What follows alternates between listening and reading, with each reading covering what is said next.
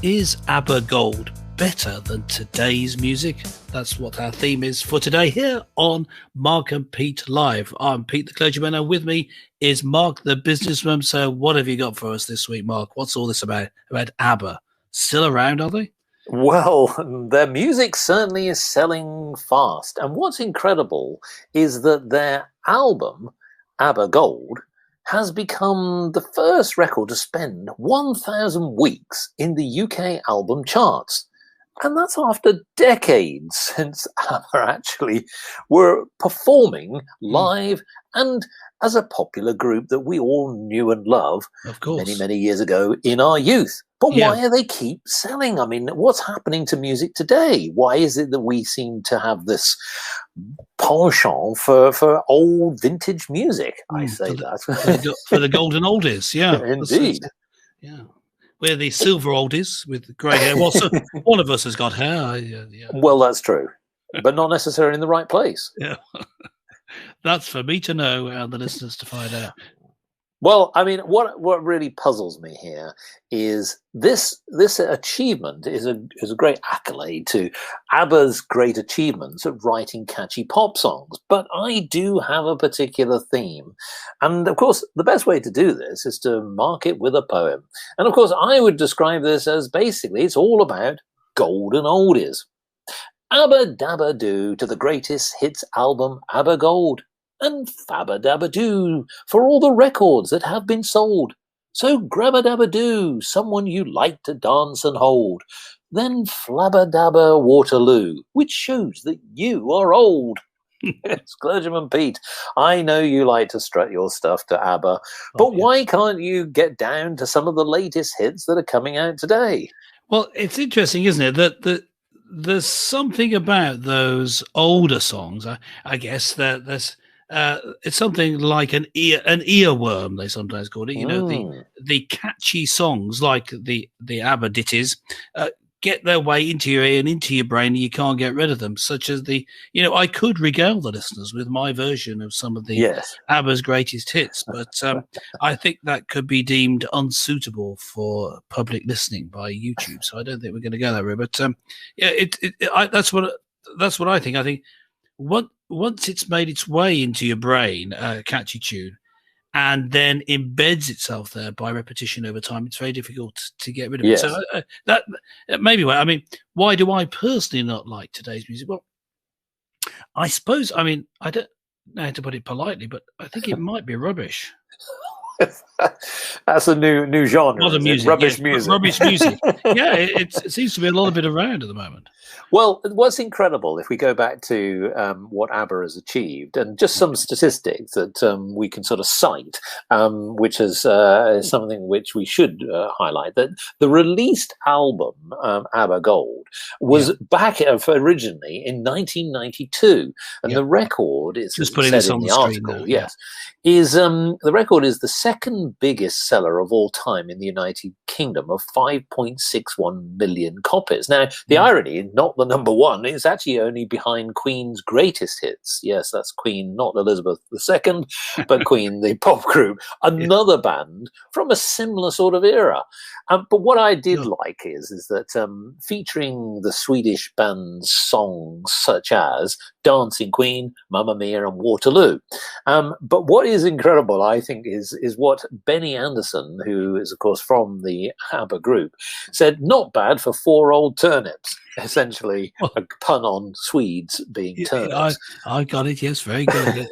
And there they are in their pomp, in their finery. And you know, I think that what his comment does, in my opinion, it comes back to there's a sense of humour there, which seems to be lacking in a lot of this rather somber, almost dour type of music. Yes, that attitude, calling himself turnip, which, you know, he will know that it's derogatory as well as about Sweden. So, that's great. But if we just look at their numbers on the screen, ABBA in numbers, 72 to 2021, as we say, still in the charts. 9 number 1 singles, 9 number 1 albums, 31 weeks at number 1 in the UK, 57 weeks at number 1 on the UK album chart.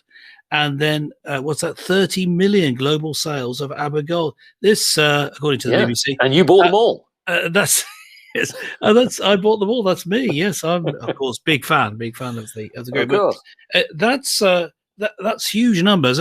And what's interesting, I was saying, it looks like to me like the music of today, yes, doesn't always have that same sort of humor to it. It's not as approachable. It maybe maybe it's just that I'm an old fart. I'm not sure about that. That could possibly be one accusation, which many people have actually said for quite some time. Yeah. However, what I would say is that yes, ABBA's diverse catalogue of music is something that I think we've seen come up in other ways, which I think is quite clever.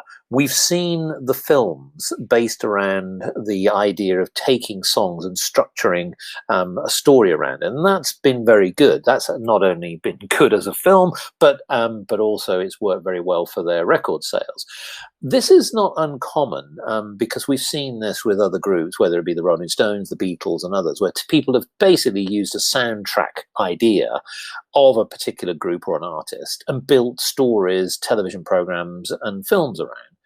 But it's very difficult to do that with some of the artists today. So I can understand a certain generation, maybe the current generation, might be saying, well, I prefer the music of today. The lyrics are much more serious and they're a little bit more intelligent, which could be true. But if you think about it from the idea, as you said, the earworm concept and the idea that it's actually a little bit more fun, has pop music now lost that sense of entertainment? And I will say there is one other thing as well. To be fair to some of the artists today, it's the whole idea of downloads is very different to the way that music used to be consumed. Well, of course, you had to buy a plastic disc before, and there was no other way of getting it unless you went to a concert, etc. Yes, true. And so downloads, and of course, obviously, copyright issues where people probably can't earn as much from their sales of their songs. They were very much reliant on, of course, the events or pop concerts. Well, in the last year and a half, we haven't had to have that because of COVID-19. So many people have said, actually, and here's another point, which is, what do you think that we should be thinking about to help artists to come through? Well look, I think that actually, although I was saying about a lot of the music today being rubbish, that may be true. That is my opinion of songs in the hit parade, the ones that are trying to be sold to us. But in fact, you can now go on one of the platforms we broadcast this show on, YouTube, and find many different artists who I think are far better. Not as polished always, but producing fun music. I mean, some of it at pretty high standards. Pomplamoose, for example, people may well know who are watching this show. They're producing fun, approachable music. They started off doing covers and they produce their own. They're not exactly small producers. I mean, they are the same people are the owners of Patreon. So they've got a reasonable amount of money behind them, but they're not in hock to a big studio. So I think the big studios, the big labels, record labels, those sort of people, what they're doing is they're wanting to have very high quality and therefore often overproduced music. And I think that squashes the creativity out of it. So I'd encourage more people to start putting your stuff for free on YouTube, and then you start to get your money because people want to buy it on Spotify or on iTunes, and also they'll want to come and see you live then. So that would be my advice. Not that I'm an expert on this. I could do broadcasting, but music, not my forte, but that would be my advice. Well, indeed, and I think just as a closeout on that point, which is, I don't know, here's a benchmark. Groups in the early 60s, and to a certain extent, even the early 70s, were pretty much recording albums within a few days. I know that the Beatles, their first album, they did it in a day.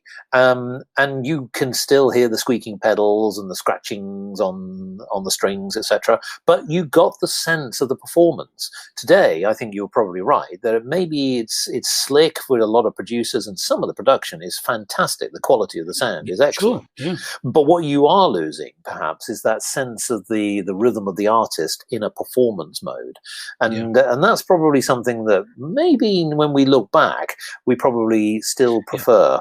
But Well, yes, what no, one of the sorry, one more thing is I just have another suggestion that may explain this, and that is we're all so sentimental, aren't we, these days? I mean, oh, are we just sentimentally looking back to the time of you're ABBA just a big and old dancing queen.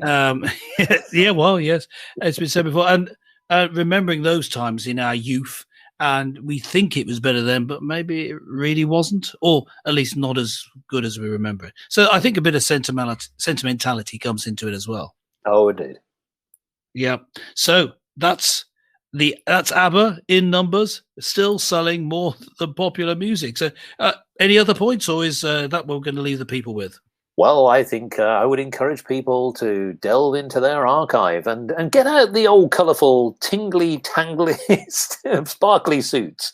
And I don't Yes. just mean clergyman's closet. Yes. I'm talking about the ABBA outfits. Yeah, I guess that's right. If you're going to have ABBA music, let's have ABBA costumes as well. Let's go for it. Let's go full nostalgia. Go party.